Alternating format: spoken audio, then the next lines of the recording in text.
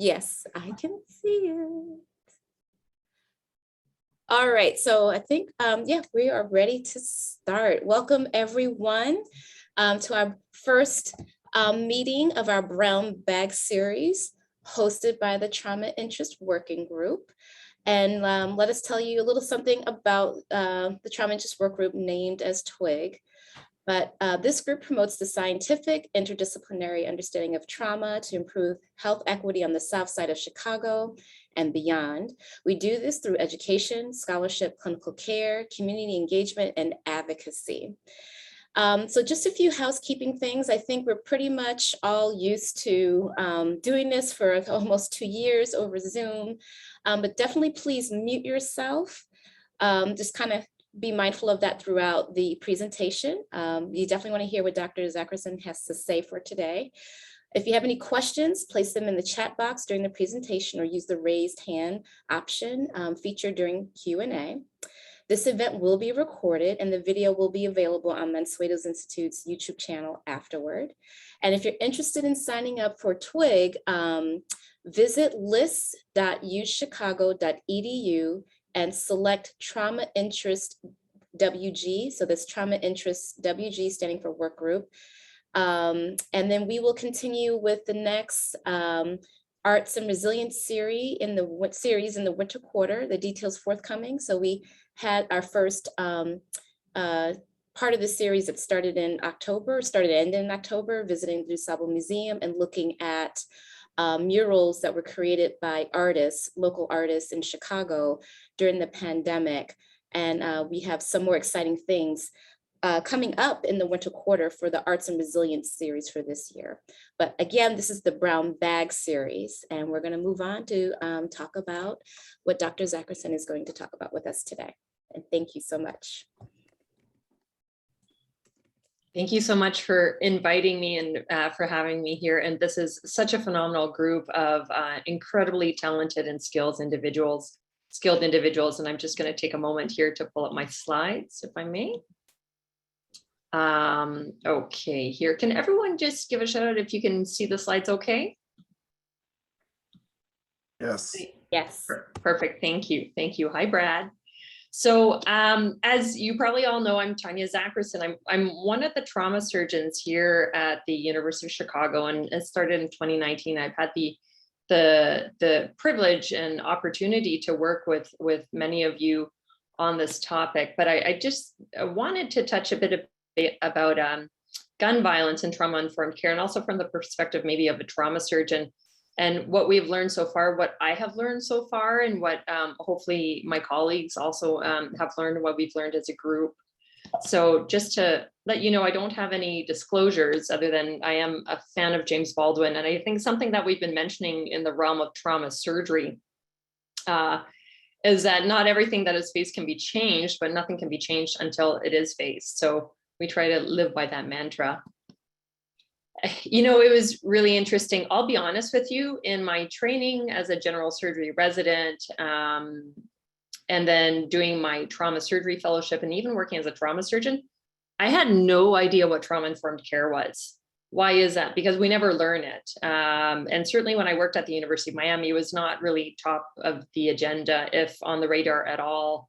At the University of Chicago, it is. And it's one of the reasons why I've come here. And it's really important to learn about that. And I think we're trying to be more explicit about this in the world of trauma surgery, where we are not just focusing on the injuries and saving a patient's life, but looking a bit beyond that. And so again, the key core idea for me, and this is a bit of a personal journey that I'll share with you all, was learning how to differentiate between what's wrong with you to what happened to you. And I think that's a really important distinction. With that said, probably some of you know I'm like irritatingly lefty, Canadian American, liberal, and contrarian by nature. So I think with some of my colleagues and some of the groups we've been working with, while we recognize there are the 4 R's that we all know about of trauma-informed care, like realizing that trauma does impact us all, recognizing the signs and symptoms in our patients and also in our colleagues and in ourselves, and how to respond using a trauma-informed care approach, and resisting re-traumatization. We also wanted to add a 5th R, because if you think about it, while it's very true that in trauma, certainly physical trauma in the trauma bay, we recognize that the people who come to us, or patients that come to us, have a history of scarring or injury on certain levels. It's kind of sad to kind of keep it at that and to say, wow, everyone is traumatized before they come to us. You know, as surgeons, we're sort of itching, and I'm sure everyone on the Zoom meeting feels the same way. You're itching to say, well, how can we interrupt that trauma? And so the fifth R we like to use in some of our research groups is, how do we use reparations for structural change to prevent the trauma from happening in the first place? And I'll just sort of do a bit of a background on that too.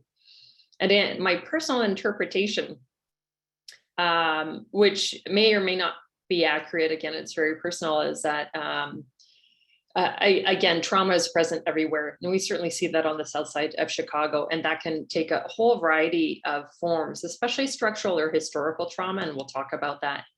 But also healthcare workers share a similar history with that. And in fact, by nature, by definition, the nature of working in trauma surgery, whether you're a technician, a nurse, whether you're actually the environmental service person and assistant who's helping to mop up the blood off the floor, the work is traumatizing, and we really haven't recognized that, and we don't know how to deal with that in 2021, which is a little challenging and kind of mind-blowing.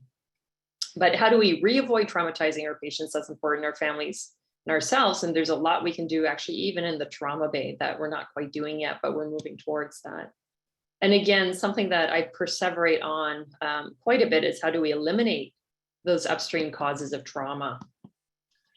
And so I tend to start just giving a snippet of a case study, which is an actual patient from Miami, but very similar to the patients we see on trauma. I was on service last week. This was a daily occurrence. Basically, you have someone who has experienced multiple gunshot wounds, who's come in, typically a young man, often African-American. Certainly in Miami, it is disproportionately Latinx or Haitian young men, African-American as well.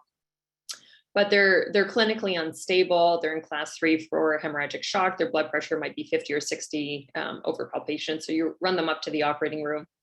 And there's a lot of interventions we do. We operate, and in this case of this young 19-year-old, we managed to fix his iliac injury in his artery and vein, and a whole bunch of other injuries. And he had a prolonged stay in the intensive care unit, and eventually was discharged to rehabilitation. And I know it's crass, but you really have to crawl into the brain of a trauma surgeon. Like we love the blood and guts. We love the big, like, adrenaline cases, massive transfusion protocol. And then, it used to be like early in my career, yay, you high five each other for the great save, and how you didn't have to call in vascular surgery. You were able to fix all the vessel injuries yourself. But it doesn't take much, nor does it take a long time, to start to scratch beneath the surface to say, well, why is this happening all the time? And in the case of this 19-year-old from Miami, he was actually shot a year previously, and he had undiagnosed post-traumatic stress disorder, which everyone on the Zoom call already realizes that in young men in particular, that tends to be manifest with aggression. And so it's easy to dismiss a kid as being like a bad kid, and not really recognizing that these are signs that require psychological and psychiatric intervention. So he's living with his mother in a poor neighborhood in Overtown there, but it could easily be the south side of Chicago. And she was precariously employed at low-paying jobs, and was overemployed compared to other neighborhoods in Miami. Father's in prison, an older sibling had been shot and killed, and a younger sibling was already expelled from school. So because of his PTSD, he had a criminal record for possession of marijuana, which many of our patients there were self-treating for their symptoms, because no one had a primary care physician, let alone their own psychiatrist. And because of the criminal record for possession of marijuana, it was very hard for him to find stable employment and survive.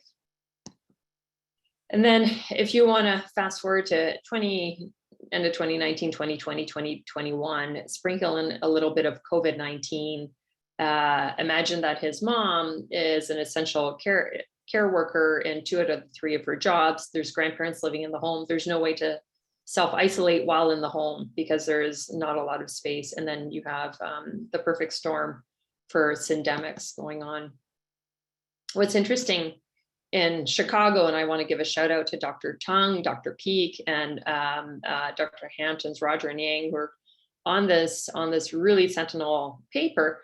imagine experiencing that trauma of feeling unsafe in a neighborhood like the south side of Chicago, where you actually lived in a trauma desert before we reopened as a trauma center in 2018. And again, that trauma desert was disproportionately affecting Black and Latinx community members.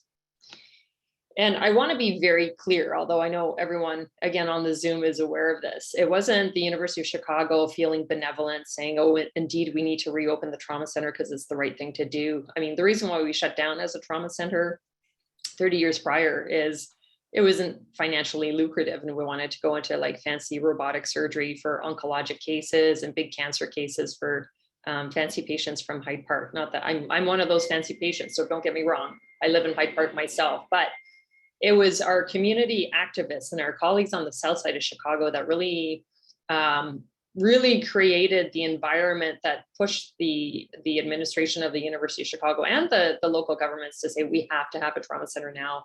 And I'll just sort of remind people that there's still people who are part of certain organizations that fought to have the trauma center open that are still banned and barred from campus.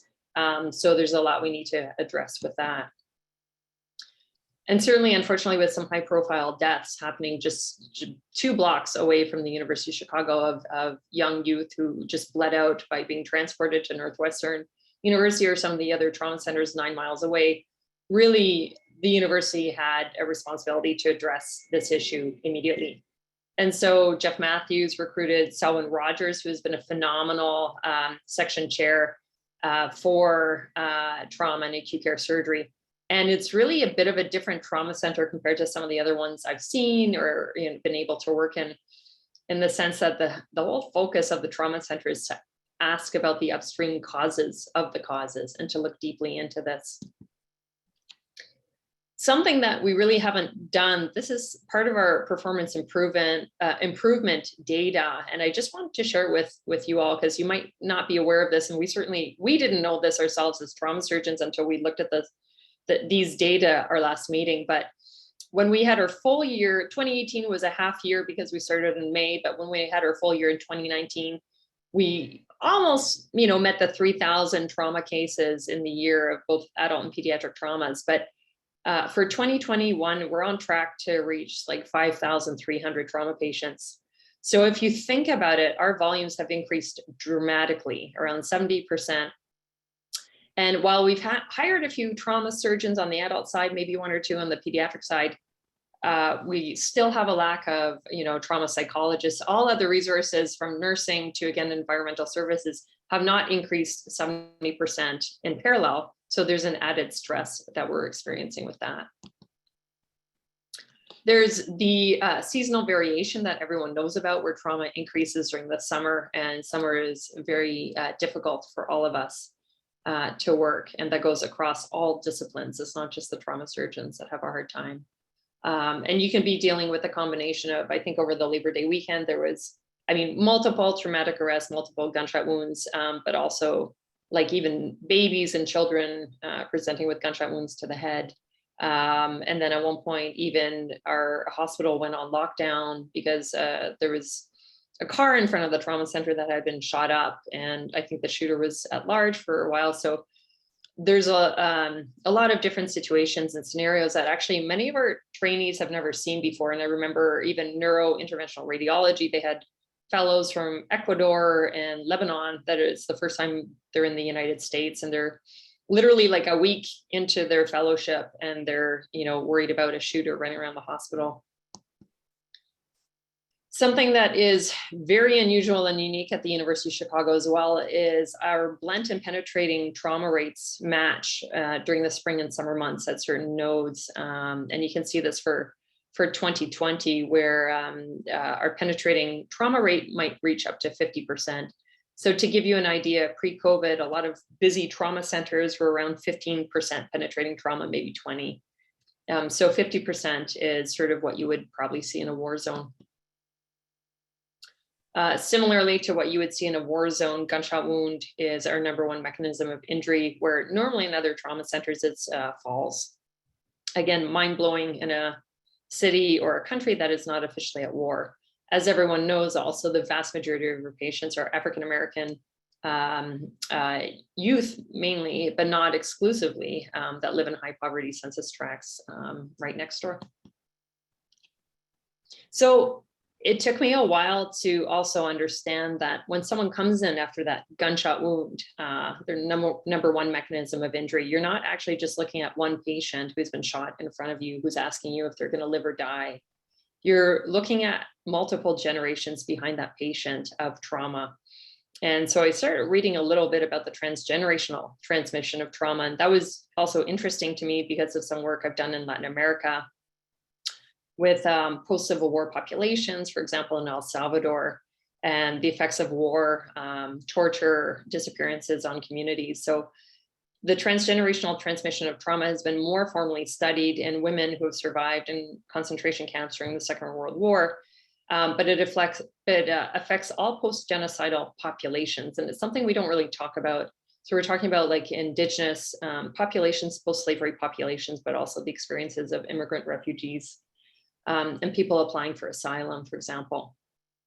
And there are indeed epigenetic changes, so you don't actually change the DNA, but you manipulate, or the DNA itself isn't changed by code, but little chunks of protein or groups you can put on the DNA are altered, and that's enough to alter expression of certain proteins of actually the fetus, developing fetus, when it develops into a baby as well, making them more susceptible to certain psychological and psychiatric vulnerabilities. When these babies grow up, and again, probably everyone on the call knows this cycle far better than I do, but this is just my very basic trauma surgery brain. You know, these children are exposed to toxic stress, which is not helpful, and again, causes more stress even on a genetic level to these children. And they can experience also the extended adverse childhood experiences, which we'll talk about. And as they turn into youth, that will lead to direct violence and bring them to the emergency department, which is why we get involved as the trauma surgeons, and there's emergency medicine physicians and nursing, because we see this, and the cycle unfortunately continues. So again, there's interesting papers if people really want to dive deeper into the, in particular, FKBP5 gene methylation that can occur, which is pretty fascinating. But you do have that trauma imprint on your non-circulating RNAs and some of your DNA as well, and it affects specifically the developing sperm. And ACEs have historically been studied in white middle-class families across the United States, and it's any childhood stressor that you can imagine on a household, community, or environment level. But something that's important is people realize that there are kind of limitations to that, and we had to think more broadly for other community members.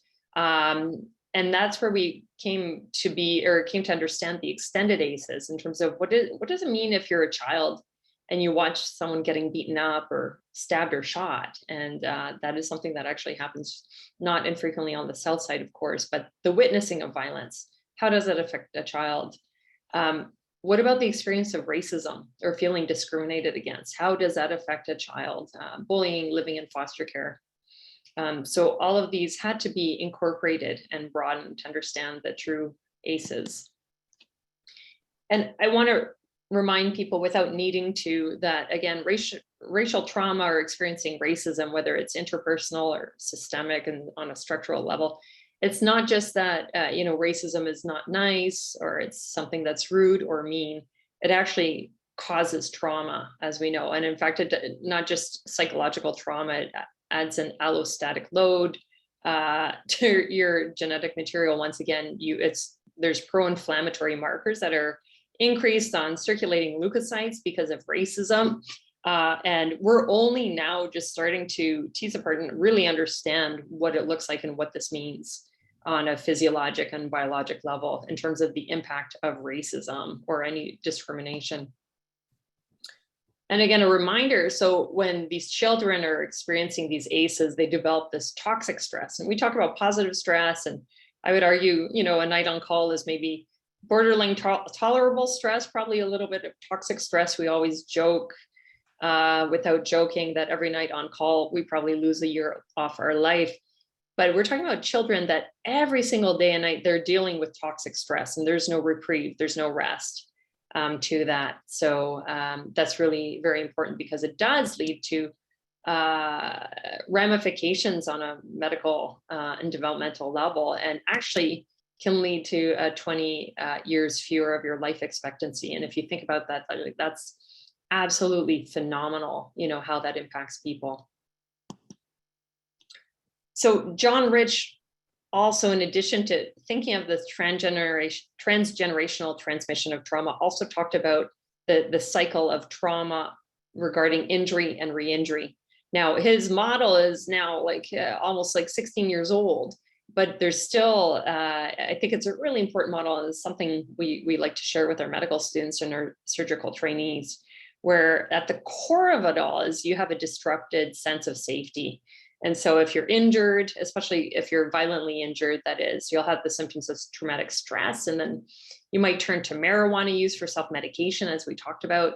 And then that's really going to impact what employment opportunities you have in the future should you get arrested or screen positive on a drug test. And because it's very, very difficult for our patients to access the psychological or psychiatric care that they need. I'll be honest, I've been living in the United States now for around 9 years, 10 years, I want to say. I just got a PCP 6 months ago. It's just too difficult, too onerous. I try to find a trauma psychologist to talk to, but then she charges me $140 each meeting. And I'd rather go out to fancy dinner with some friends. And so it's not, it's challenging to interface with the healthcare system in a preventive fashion. So you can imagine someone who's been through traumatic stress. Then also there's pressure to retaliate, and you don't want to be a sucker. And that's not really just a psychological, narrative playing in people's heads. If people know you've been victimized and you're set up to be re-victimized, if you don't kind of retaliate, you are at risk of increased re-victimization and increased re-traumatization. So there's a disrupted sense of safety with that. And then, of course, if you call 911, they may or may not come. If they come, they might actually be even a greater source of danger to you than the original danger in the first place. So the reason why we have a 50% no-show rate roughly in our trauma clinic is because literally patients feel safer at home, and they're afraid if they go on public transportation, they will be attacked again. All of this leads to needing to engage in the illicit economy, weapon carrying, retaliation, that of course has a role to play with interfacing with prison. And again, I don't need to share this information with anyone on the call. It's just something I like to remind myself about. It's absolutely impossible to talk about gun violence. It's absolutely impossible to talk about trauma surgery or trauma as a whole without talking about mass incarceration in the United States. And it wasn't a problem that we had in the United States since the beginning of time. And if you look at it per capita and whatnot, our incarceration rates were very much on par with other countries around the world. But in the late 70s and 80s, there was this huge, massive increase of incarcerated and justice involved human beings. And that wasn't because of some latent genetic switch that Americans all carry that were activated at that point. They turned into violent monsters or something. No, it was a policy change, and that policy change effectively was the war on drugs. And in parallel, mass incarceration became heavily monetized through private prisons, but also using the labor of those who are incarcerated as slave labor, which is legal in this country. But something we also want to share is the question why? Why the war on drugs? Was it really about the drugs? Or was it that there was a time in society where there were a lot of progressive movements? So you had the Vietnam War going on and massive mobilization, because we didn't at that time have embedded corporate media going to Vietnam. We actually had journalists that were showing, the effects of napalm being dropped on villages and burning, villagers alive. And these images were unpleasing to the American, public, as they should be. There's also the Black consciousness movement, the civil rights movement, the feminist movement, the LGBTQ movement was growing as well. So you had a lot of progressive forces in society.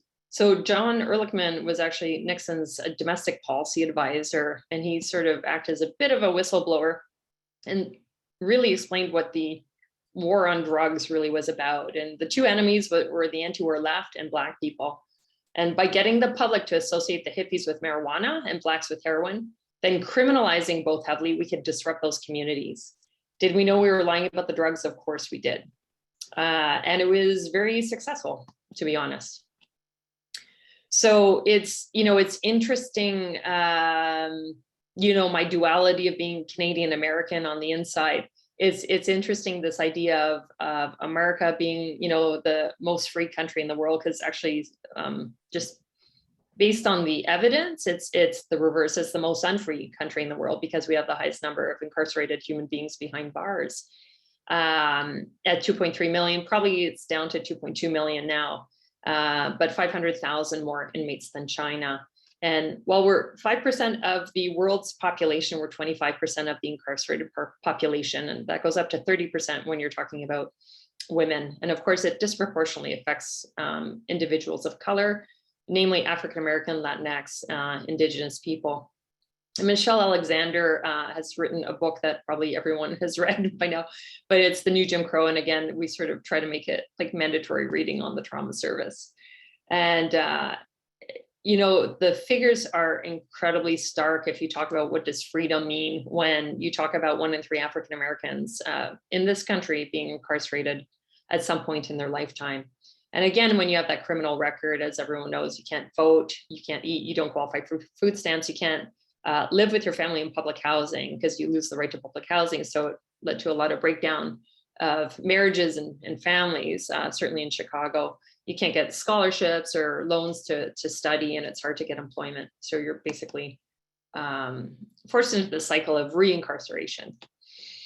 Something that actually blew my mind as well is I didn't realize that only 97% of those who are incarcerated were actually never convicted of a crime. So these are people who are behind bars, never having been convicted.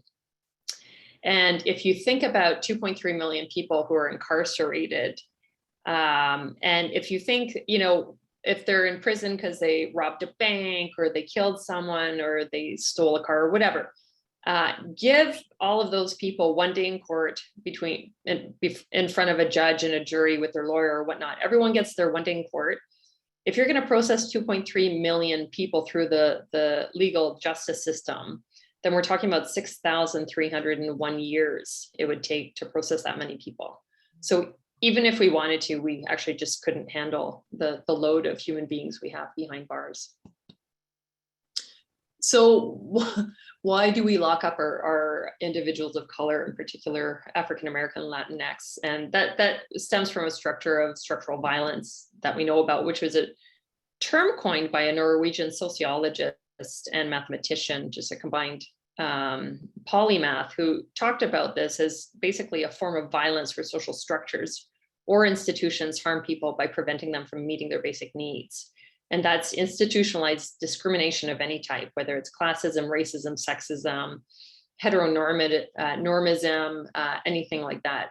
And what is really important for us to remember is it's the avoidable impairment of fundamental human needs. Like, none of this is a necessity for a fully functioning society. No, this is completely avoidable. And what happens is we tend to normalize the abnormal with structural violence by using cultural violence through what we learn through official institutions of education, culture, entertainment, religious institutions that sort of make structural violence not seem wrong, and maybe something that goes into your subconscious and you don't really think about it anymore. If you think about it, like, think of a child, the first time a child will see a homeless person sleeping on the streets, especially when it's cold, and they'll be very distraught by that and ask their parents about it or whatnot. But then as years go by, you learn to look the other way or not even acknowledge them. So both of Galtung's ideas with structural violence, buttressed by cultural violence, will inevitably lead to direct violence, which again involves the trauma surgeon. And so structural racism is a good example of that, where we have this idea of Black disadvantage being intrinsic and permanent, and therefore it's normalized. And, we saw that last week, and, I'm sharing this because it was in the public sphere already, but, on the Tuesday, we had 2 traumatic arrests before noon, which is not unusual. One happened to be a University of Chicago student. One happened to be a young man from the south side of Chicago.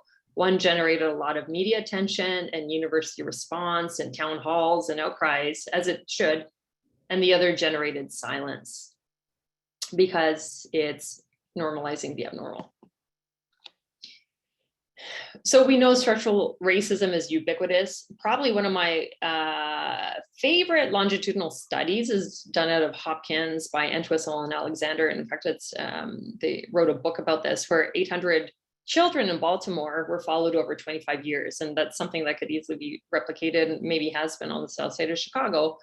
And the question asked was like, how much of a meritocracy basically are we? Like, can you just like lift yourself up by the bootstraps and work hard and work your way out of poverty? And yeah, you can. The American dream is real, and you can certainly do that. Unfortunately, very, very few people end up doing that. So only 4% of children escape poverty, and the definition of escaping poverty was getting an undergraduate degree, which is no guarantee at all, actually, of escaping poverty. But furthermore, the disadvantage against African-American communities was huge compared to white communities. So 89% of white men who dropped out of high school found employment, compared to only 40% of Black men. Oh, and my apologies. And then also white men were more likely to find employment, even if they were drinking and using drugs and had higher rates of this or similar rates of conviction. So I think that kind of shocks no one. Someone who's shaped a lot of my views about this as well is Dr. Kamara Jones, who is the former American Public Health Association president. And she talks about the 3 levels of racism that we know about. But something that's actually big in the trauma literature debate now and amongst trauma circles, because we always capture race and ethnicity as these variables. And then we do our multivariate analysis and we say, oh, see, being Black is associated with this bad outcome and that bad outcome. But she reminds us, Dr. Jones reminds us, that race is not the risk factor for poor health. Racism is. So it's not the like melanin in your cells, or it's like your phenotype of your different ethnicity. It's how you're being treated by society as a result of that. That is what we need to measure as a metric. And again, this issue of health equity that she describes, I think, really captures everything so beautifully, and how we'll eliminate health disparities when we can achieve health equity. And it's so clever and brilliant in its simplicity, what she says. First of all, you have to value all individuals and populations equally. And that asks the question, who's at the decision-making table and who is not? And I think, looking at COP26 and seeing who's making the decisions is a good example of us kind of failing on a global scale. And even to go further with that example, largely because you can't get into the green zone if you're not fully vaccinated. Well, who in the world is fully vaccinated against COVID-19? It's not poor people of color. You also have to recognize and rectify historical injustices, and that requires knowing our full histories, all of our histories. And as you know, the latest pushback, I mean, worse than pushback against critical race theory, which is just a branch of critical theory, just like our critical trauma research, which just studies and measures power structures in society to see if any power imbalances are causing harm. The pushback is like, we don't want to know our history. We don't even want to talk about slavery. Let's just pretend that the United States is exceptional in its history and move on from here. So that can't be done if we're serious about achieving health equity. We really have to know everyone's histories. A la Howard Zinn, The People's History of the United States, for example, not the history of those of the winners or the vanquishers of wars. And we need to provide resources according to need. So I think really something, in my own personal opinion, that element of health equity, hearing people's stories, valuing them, and providing the resources that they specifically need to develop that human potential and enrich that human potential. That is the absolute cornerstone to both trauma-informed and trauma-responsive care. And I'll share with you as an aside, I'm extremely concerned about the persistence of structural racism in the United States, largely because it's even questionable whether we have a democracy based on what is happening with the gerrymandering, voter suppression, and so many other things that we can get into.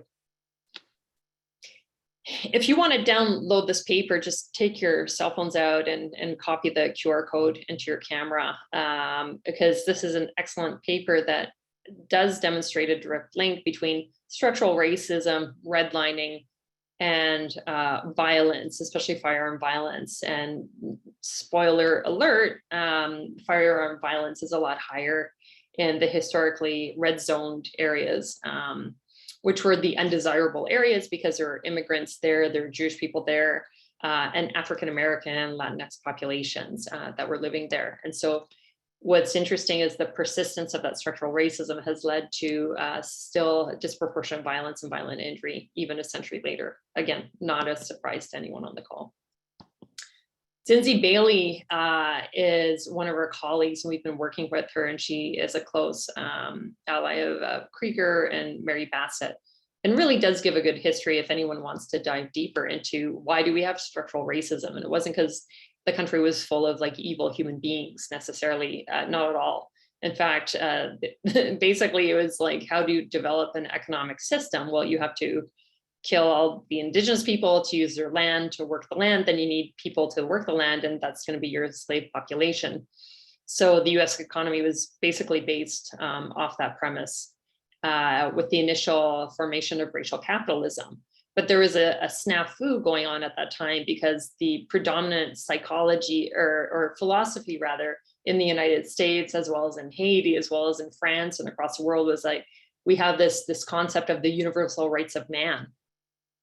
But there was that tension there because they were like, well, wait a second, we have a booming economy by exploiting man. So if we say all men have these unalienable rights, how do we justify the economic system of racial capitalism?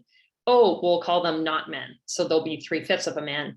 So race was socially constructed to justify the economic system. It wasn't like there were white men running around that were racist and want to put into, they want to operationalize the racism. It was a way of justifying the economic norm. And just one word on racial capitalism, because this is absolutely imperative to understand in trauma surgery and anyone taking care of people who come in shot across the United States, is that Cedric Robinson really defined this well in the early 80s, where capital can only accumulate, and that's excess capital. It can only accumulate by producing and moving through relations of severe inequality among human groups. And I think that's not, again, a surprise.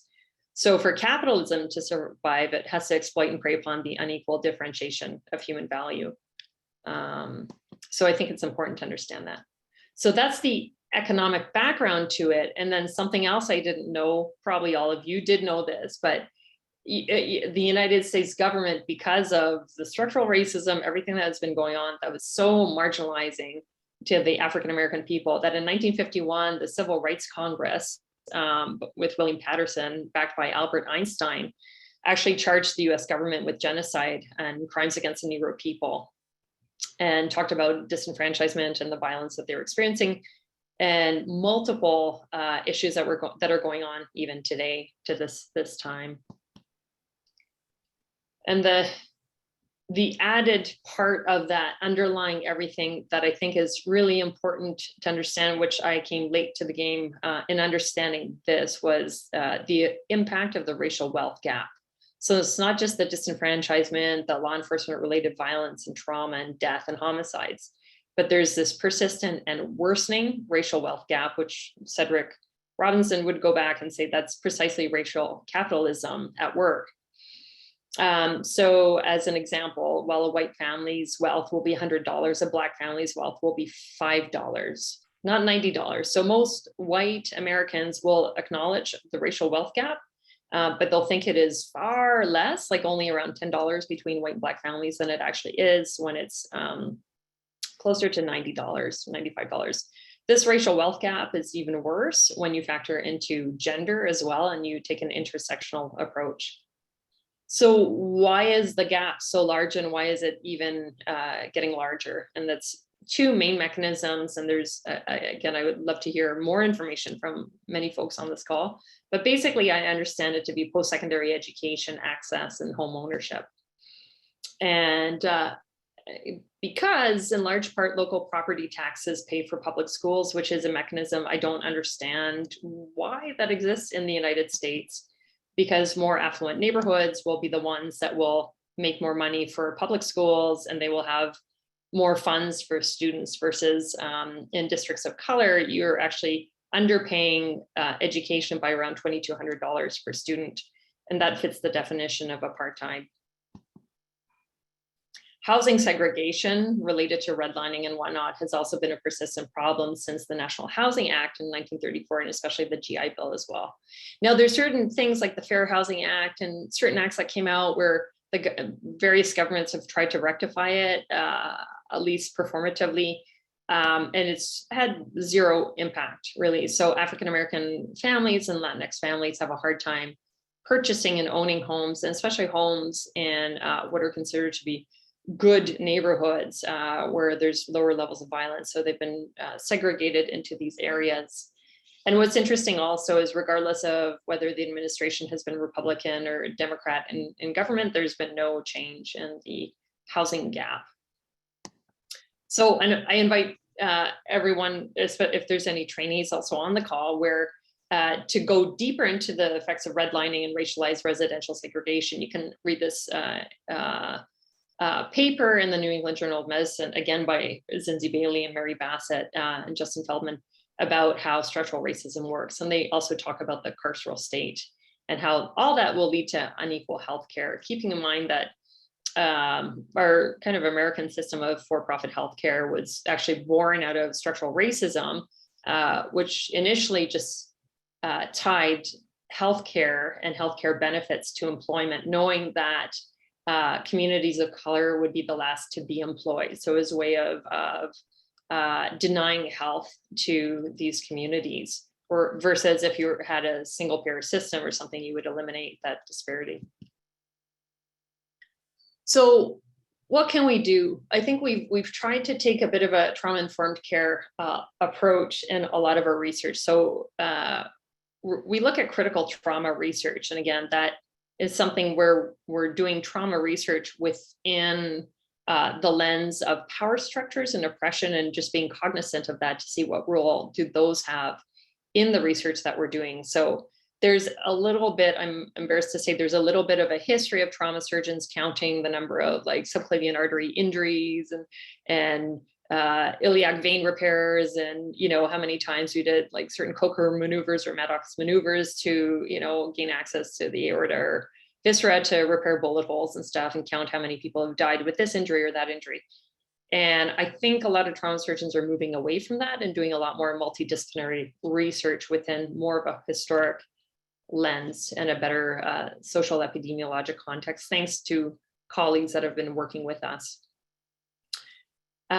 Something else that's been really interesting these past several years is working with our trauma associations, public health associations, towards root cause injury prevention, and again, within a historic framework.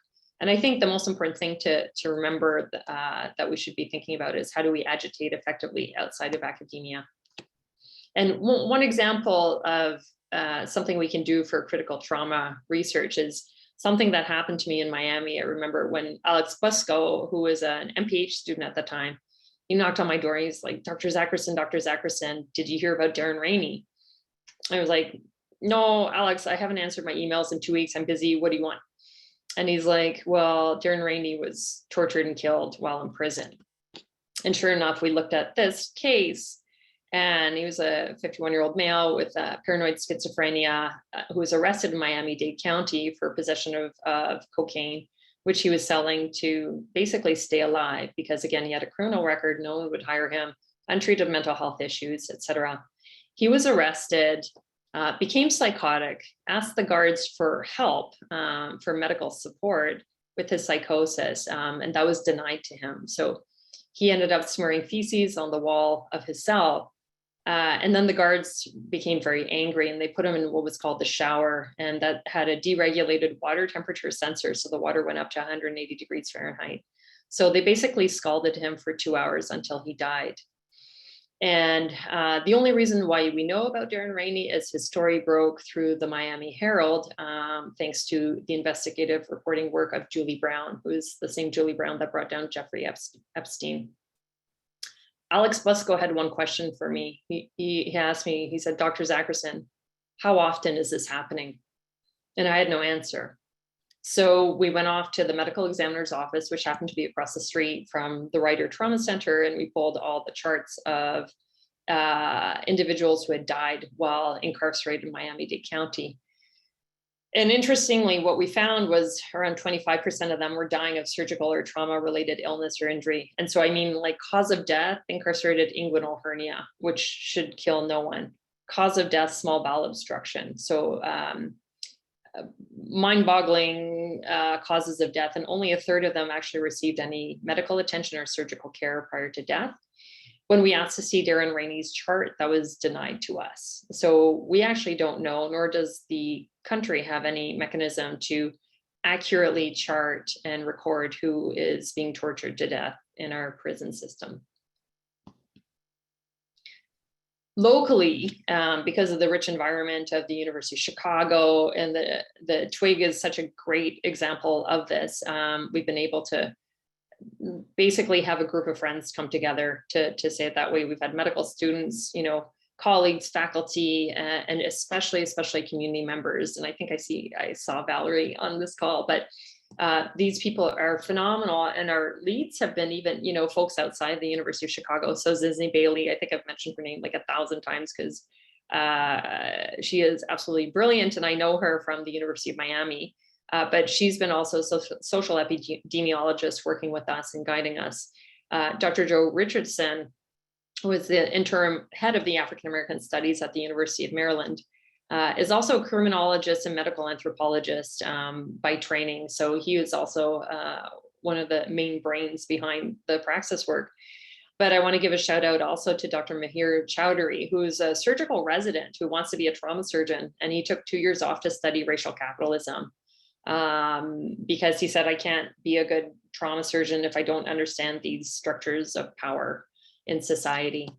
And then we have multiple members of our praxis group, and a lot of community members that have been very generous in sharing their experiences with us, and that's experiences with the carceral justice system, their experiences losing loved ones to firearm violence, or they themselves experiencing firearm violence. And it's been a phenomenal group. And what we're trying to do is what, a lot of people do. And I apologize, I don't have everyone's photos actually up in there, and praxis is much bigger than that. But we do want to move from research to action, to say, how can we use the evidence to fight for human rights on an individual and collective level? And how do we hold our governments accountable for that? So as probably some of you know, I've been working with Dr. Rogers on this, thanks to Bucksbaum, and actually now thanks to the American College of Surgeons, to formulate a structural justice curriculum. And that's been based on previous work done in structural competency by Jonathan Metzl in the world of psychiatry. Whereas, like, how can you understand what it's like to live off $2 a day if your patient in front of you has that reality? We talk about cultural competency, but this is structural competency. What is it? How would I ever understand what that's like as a blonde white woman who has a good salary as a trauma surgeon? How am I going to understand what it's like living with structural racism or experiencing that? I will never understand that. So how can I take care of my patients the best way I can?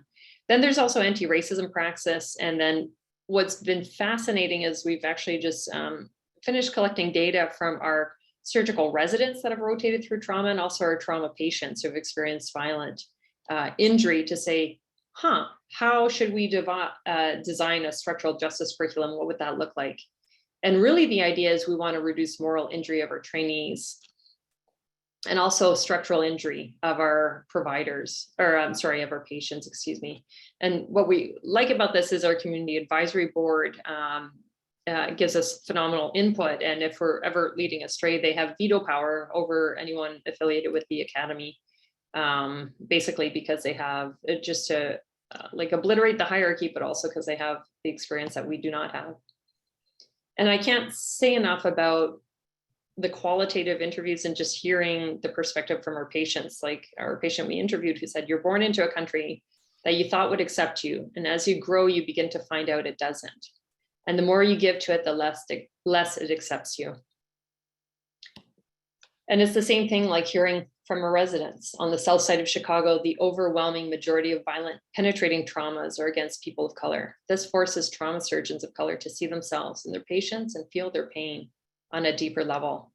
And it didn't even occur to me in a 1,000 years what it must be like for our surgical residents of color, in particular our African-American residents, to rotate on the trauma rotation when they see patients that come in, day out, who could look like family members. And so these interviews were incredibly informative. And American, not all global trauma surgeons, but uniquely American trauma surgeons have the highest rate of burnout. And that's largely because we keep reintroducing our patients back into a system of harm when our country officially is not at war. But instead of resilience, some of us are moving away from like, how do I get more grit? You know, if I have burnout, that must be my own individual problem. I'm not strong enough. Let me, do more exercise and yoga. But there's this idea that maybe we should be engaged in resistance. And really, this has been an interesting chapter that actually we wrote about developing trauma resilience trainee for surgeons. And if anyone wants the chapter, just reach out to me and I'll give it to you for free, but this conversation never happened. But this was written by a couple of our phenomenal residents. And it's, that whole idea that resilience is great if you're getting punched in the face, but it does nothing about the fact that you're actually getting punched in the face. So how do we stop getting punched in the face? So just to wrap up, other examples of some of the really interesting work we're doing together as with different associations and as an organization is looking at the unique concerns and challenges that our female violence interrupters face out in the community. And that's Chanel, who's been teaching us a lot about that. And we've recently, she's received some funding from the Chicago Committee on Trauma, because interestingly, they don't get a lot of psychological support themselves, yet the women in particular, they have to navigate a bit of toxic masculinity that is seen with some of their male patients and clients. But what's phenomenal, I didn't know this, but around like 40% of the male clients have all disclosed to her and personally a history of like childhood sexual abuse and trauma and molestation. And I don't think we even know about that, let alone know how to support that. So if we can come up with a curriculum of support for them, that can be expanded to all violence interrupters as well. And something I'm very proud of to work on with Dr. Kosi Gay and also Miles Francis here at the University of Chicago is something through Robert Wood Johnson, where we're actually looking at how can we use victim compensation for structural reparations. And most everyone on the call knows that our survivors of gun violence or their families are really just not getting the crime victim compensation that legally is due to them. Only 6% apply in Illinois, and the majority who are successful in their applications are middle-aged white men who speak English because they hire their lawyers to advocate on their behalf. So not a lot of people can do that. So we'd like to understand that process and identify barriers, but our intervention isn't going to the South Side and telling people on the South Side, buck up, buckaroo, this is how you can tolerate structural racism more and you'll be good, don't worry. No, the interventions, and we strongly believe this, has to happen on the government level, because this is a failure of the government. The government is failing with protecting the human rights, either first by getting shot and secondly, by getting the reparations and the support that people need to recover from that injury. With our associations, we're working with socially responsible surgery, and we have our surgical residents that are looking into that. We've had our trauma associations, like our Eastern Association for the Surgery of Trauma, start task force and committees on equity, equality, and inclusion. And literally by Matt Martin and Andrew Bernard. Andrew Bernard on the right was the president of East in 2019. And he said, they noticed like female surgeons were having different conversations from male surgeons in the hallways, and they wanted to know what the hullabaloo was about. And then we started unpacking the experiences of trauma surgeons of different backgrounds to realize there's a lot of work we need to do. But then also that we have a voice, this is a voice in academia and academic papers, but it's really strong statements about saying we actually need to measure the impact of stand your ground laws. And that's certainly, in the forefront of the media right now. Other organizations in trauma have actually started to adopt this work too, and we're very proud of that. But this has to be in the wheelhouse of trauma surgeons, I would say. And the American College of Surgeons, their president, who was a trauma surgeon, Ronald Mayer, even said that we've been told that we should shy away from political controversy, but I would say our obligation is to stand up for the vulnerable and the voiceless, even if that means engaging in controversy. So we're doing work with Amnesty International. We'd like to look into class action lawsuits about the failure to protect human rights, again, on a collective level. But if we have Warren Buffett's son saying charity, philanthropy, group organizations and all that, that's not going to be a sufficient answer to what is plaguing our society. When he's calling for a new operating system, he's onto something. And Michelle Alexander really just wraps it up for me, where we have to face our racial history and our racial present, and we need to totally reimagine justice. And again, remembering that the system isn't broken, it's actually functioning perfectly well and has been for centuries. And she also says that we must fight for economic justice so that the economic system benefits us all, not just the wealthy. And we're seeing the gap in that, especially with COVID. And she calls for democratic socialism. And our only hope for collective liberation is a politics of deep solidarity rooted in love.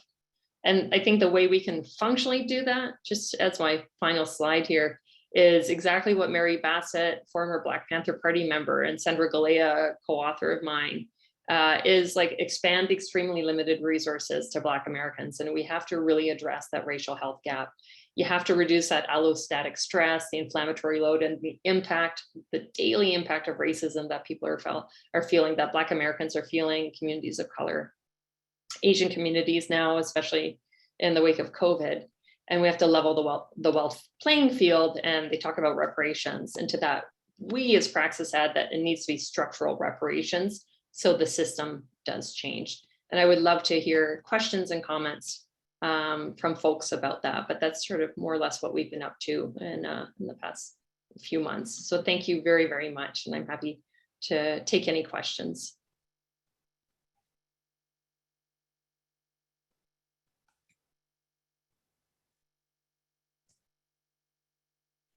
Thank you, Dr. Zakrison. I think people are either speechless or still combing over thoughts. I know we're at the 1 o'clock hour, but this is important to give attention to and spend more time. This was a wonderful, wonderful presentation. Coming from a trauma surgeon's perspective is very refreshing. This is my first time actually hearing a trauma surgeon talk about it in the way that you're talking about it, Tanya. So thank you for doing that. And ever since I met you, you've been such a champion, an advocate, an ally, and always so humble about your place and your position and how you can leverage your own privilege to help us all understand. And it's a pleasure to work with you. And I'm really excited that again, you're teaching us all that what trauma surgery could do. And you're talking about really having a good firm grasp of understanding the historical roots that causes all of these problems that we see. And you talked about strategies to help address this from a trauma surgeon's point of view, such as having a praxis. I'm not quite sure if people really get the full meaning of what praxis is, not even the acronym. I think they should know what the acronym is. Like there's so much about praxis that you could share. Hopefully you can do that in a second. But also, talking about structural reparations, how that could be the 5th R in terms of providing trauma-informed care. And yeah, so let me start there with, if you could just expand a little bit more, because I don't see any other questions. I would rather take other people's questions, but a lot of comments more than questions. So that's great. Hopefully you'll have a chance to read the chat, and it is being recorded.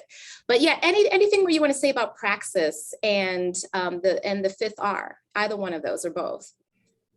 So Sonia, thank you so much. And honestly, the reason why we're able to do this work is because we've been so inspired by folks such as yourself and by Brad, Royce, like just so many people on this meeting in an environment that says like, not only should we be talking about this stuff, we have to, it's a responsibility. And I'm coming from an environment where that was not the norm. And in fact, we couldn't even talk about gun violence because we were worried about losing funding for a public hospital and thing. Anyway, this is just a thank you back. I see Fabiana Araujo also on the call. Like, just all of you have been very supportive of our residents, but it is total teamwork. So Praxis, with the idea of Praxis, Praxis is our group of medical students and people have come together to say, how can we do this work and put it into action? But really, if you think about the whole history and the philosophy of Praxis, it is taking sort of applying research to action within the framework of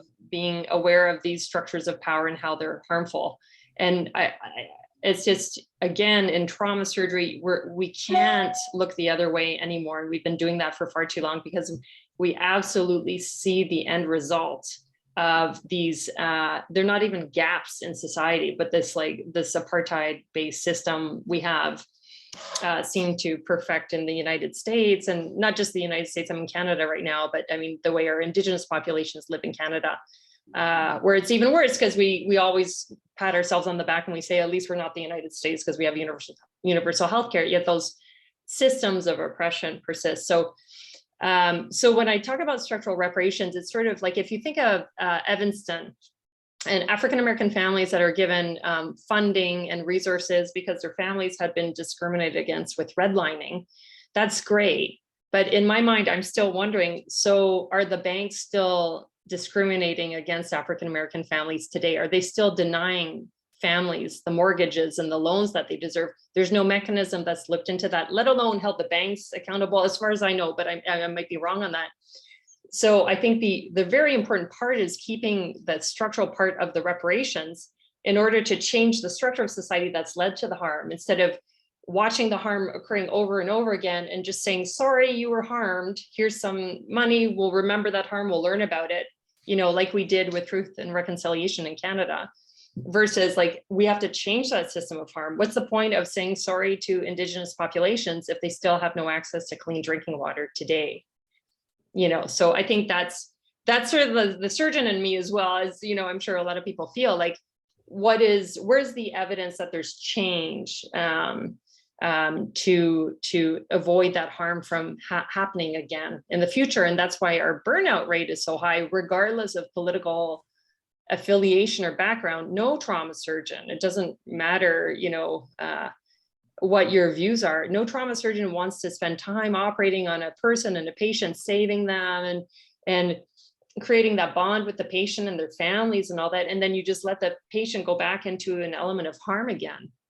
It's just anathema to the work we try so hard to do to prevent. So, it's exciting to see surgeons sort of come alive with this work to, like I said, work together in a multidisciplinary fashion with our social epidemiologists or trauma psychologists or psychiatrists. And I am saying this, like, I've just learned so much from all of you that I think there's a network. Like, Valerie comes to our meetings. Valerie, we have a meeting today at 4:30, by the way, but she comes to our meetings all the time and just like says one sentence, a little thing here and there, and it is like blows my mind. Like, it's something I've never considered in my life, really, on certain levels. So bringing those voices together, but especially the voices of our patients and their families, and even our trainees, is something we haven't historically done, will just help us get the ball rolling for how do we actually start to change those systems of harm, even as a way to keep ourselves healthier.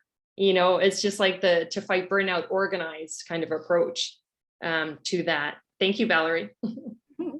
But other comments or anything? Brad, I know you, oh, sorry, go ahead. I like the resistance, not resilience. That was good. Can we use that? Can we spread the word? Spread the word. But, it's funny because there is, and this is like in my cynical mind, when I'm post-call or retired, but there's a whole industry of resilience. And this is not my idea. It's the surgical residents taught this to me when we were writing the chapter. But there's like workshops and things you can do and resiliency coaches and yoga classes and all that, but there's things you can buy to become more resilient. But it's just like imposter syndrome, how imposter syndrome teaches, like, you feel like, oh, I shouldn't be a surgeon, I shouldn't be a this or that, I don't belong here. Versus like Russell Reed, actually one of our surgeons, says, no, it should be marginalization sequence because the system is making you feel like you don't belong. And that's not true. Of course you belong. You know, it's not, resilience is like, oh no, I'm not resilient as much as my friends and stuff. And who typically has burnout? You know, women, people of color. It's not like the large, you know, white male trauma surgeon that has that booming voice historically, like if you think about that. But we have to de-industrialize it. Like we have to decommodify it and say, actually, again, the resistance part is important to change those structures of harm by working with our patients that are already trying to change those structures of harm themselves. You know, like we want to bring our surgical residents to meet up with STOP, with Southside Together Organizing for Power, and meet up with the activists that actually opened up the trauma center. Or, you know, talk to all the community activists on the South Side to learn about the good work they're doing. Both our trainees and our patients spontaneously came to these conclusions to say we need to learn more about each other outside of this hierarchical dynamic within the walls of the hospital. I think it's phenomenal. It's really, really interesting.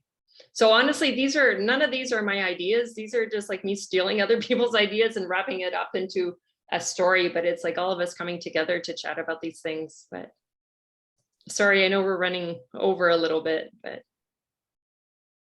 it's okay. It's worth the attention. Absolutely. Yeah. Brad, you're unusually quiet.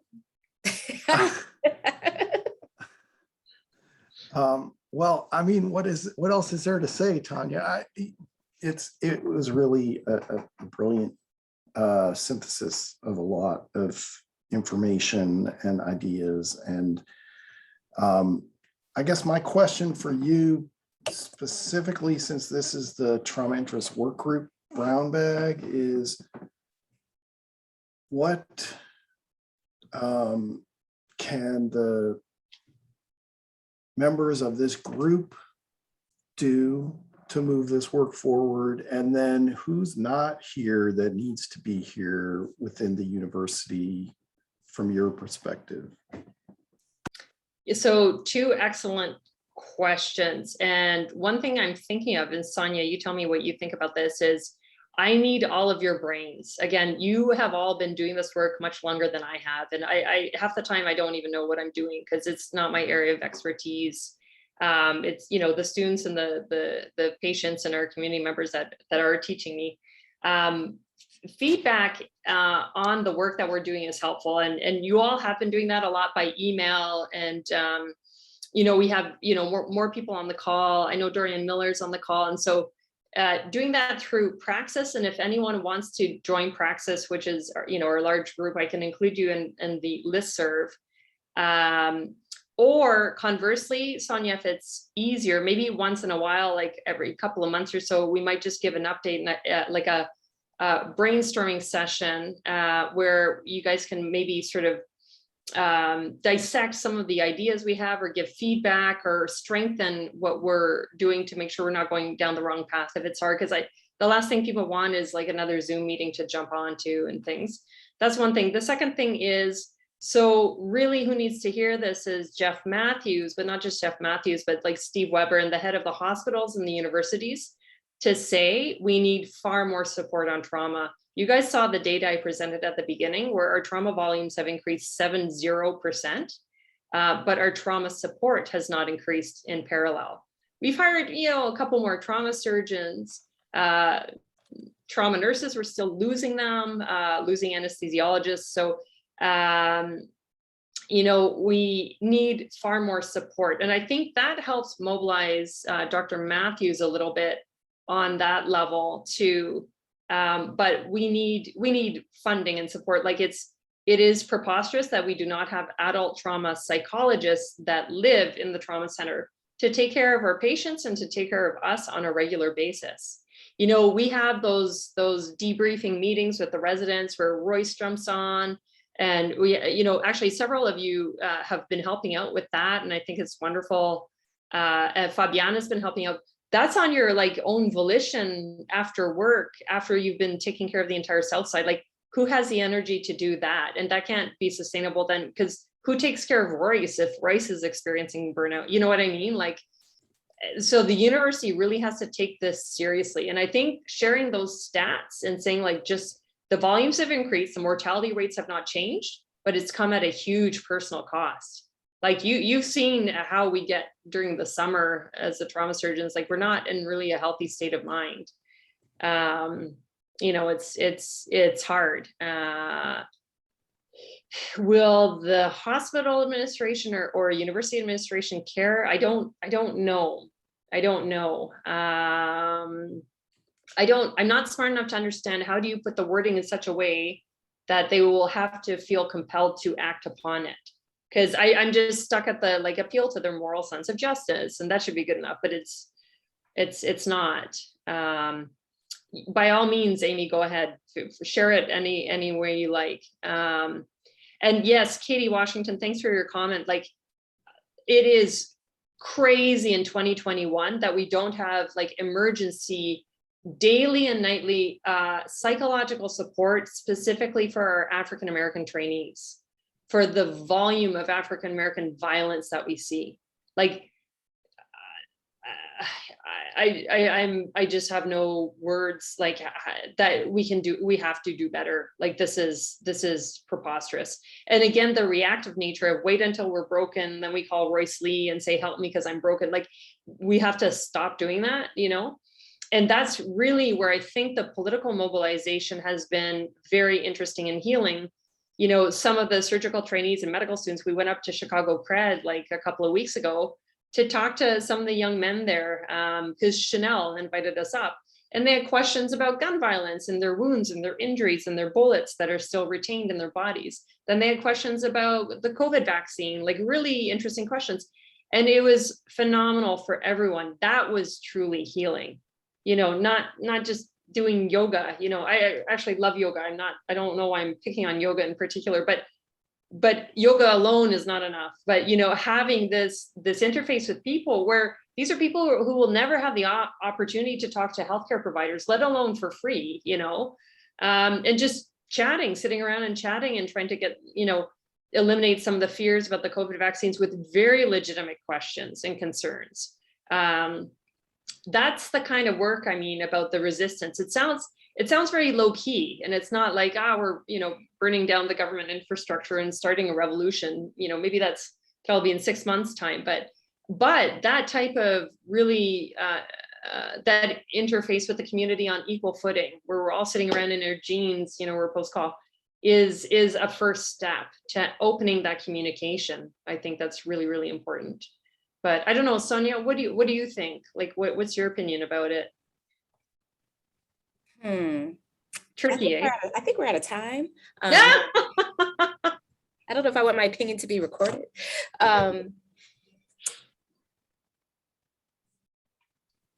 have to defer another time if you don't mind.